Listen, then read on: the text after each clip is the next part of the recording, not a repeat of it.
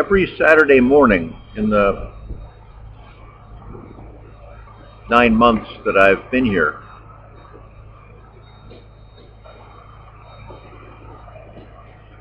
rain, snow, Pennsylvania Avenue totally blocked off, as it is many times. This seems to be the fundraising run-a-thon route. Every morning between 7 and 8 o'clock, usually 7:15, Tina brings me breakfast.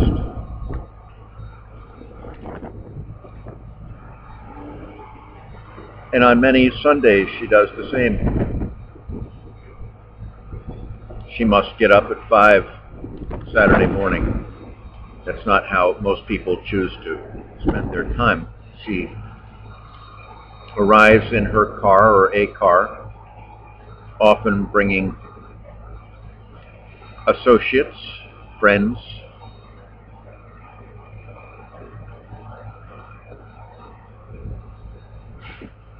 She's part of an Episcopal church on the other end of town.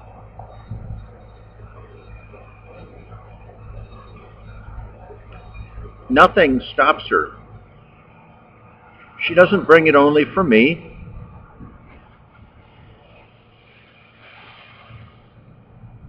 They make, I don't know how many stops, half a dozen, 2 dozen stops, where they know that homeless sleep. 2 little styrofoam cups of coffee, 1 or 2 bags. Saturday, it's kind of a ham spread sandwich. Sunday, it's peanut butter and jelly, always the same. That wasn't a complaint, just amusement. Always the same. And each Saturday and Sunday, a boiled egg, hard-boiled egg, a banana, and in rotation about 6 exquisitely selected pieces of scripture. Speaking of the joy of knowing what wisely is called God, the spirit of loving within us, that we are of that we are made of that. It's just so joyous, so exciting, so brilliantly selected, unlike what the churches almost always, so-called churches almost always select, the gloom and doom. Do it or you'll go to hell, dreck.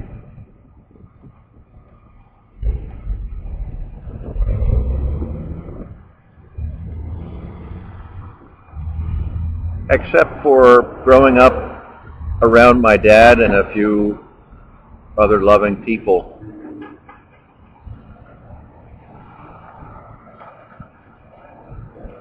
and except for an unbelievable godsend I had living with a family in the Philadelphia area,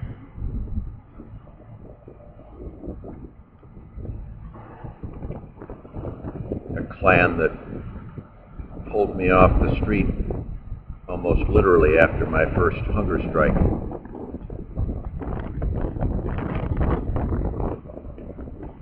And then, of course, a few brilliant spots of kindness and loving from people I knew and strangers from time to time.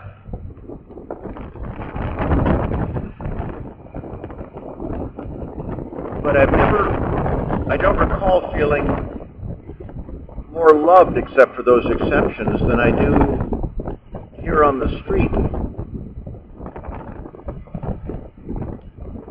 Tina's is unconditional love. She's quite reserved. It's not an effusive sort of thing.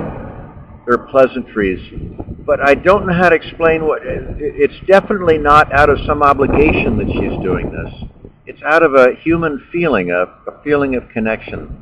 What a gift it is to receive that every Saturday. And then the Hispanic Church, Northern Virginia, Word of Life Church, I think. But if you search on Facebook or Google Lucas, Lucas 418, you'll find the outreach arm.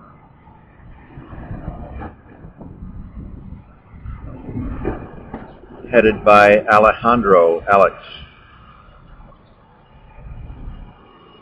formerly a soccer player from Bolivia, I just learned.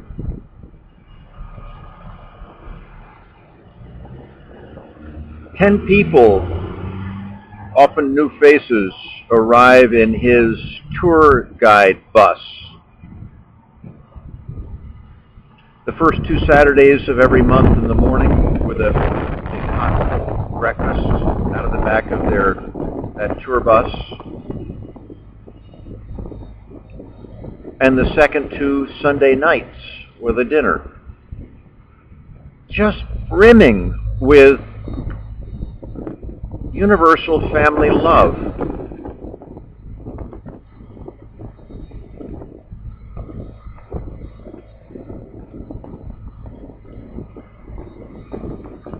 Every night I get hot chocolate out of the Salvation Army truck that pulls up a block from here between 7 and 7:45. Sometimes I'll get more. It's fairly poor food. I'm not complaining, but objectively it's fairly poor food. They have 2 different drivers. One was formerly homeless, and now he lords it over everyone. He's really quite miserable. The other's a really nice young guy, Corey.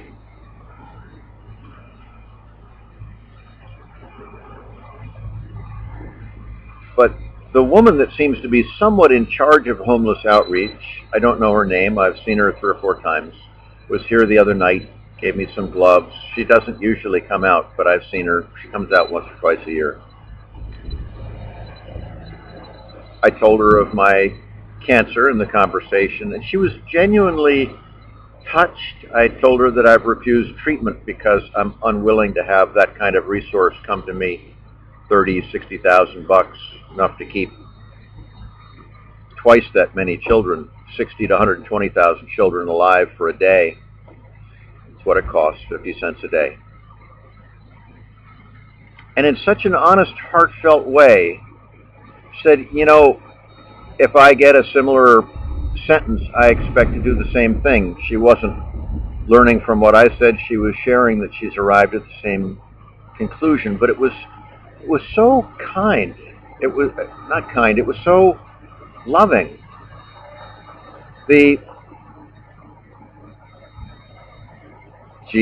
Hundreds of people, maybe thousands, walk past me and the other homeless here every day. That's fine. They don't pay attention. They don't even see us in many cases, even though they'll walk within inches. But the ones that come here for us, a large proportion are what Jesus would have termed the church. Those who are of universal family by whatever creed or no creed at all.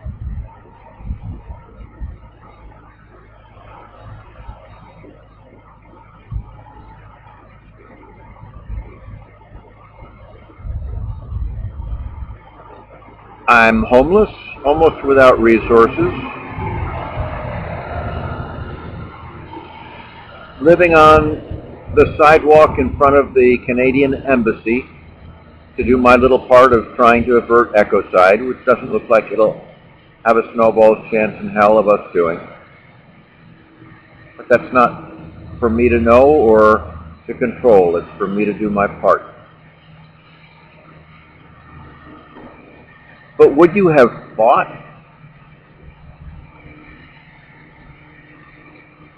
that I receive more love per week here than most people receive in their lifetime, or that I received in most of my lifetime? I wouldn't have. Blessed are the poor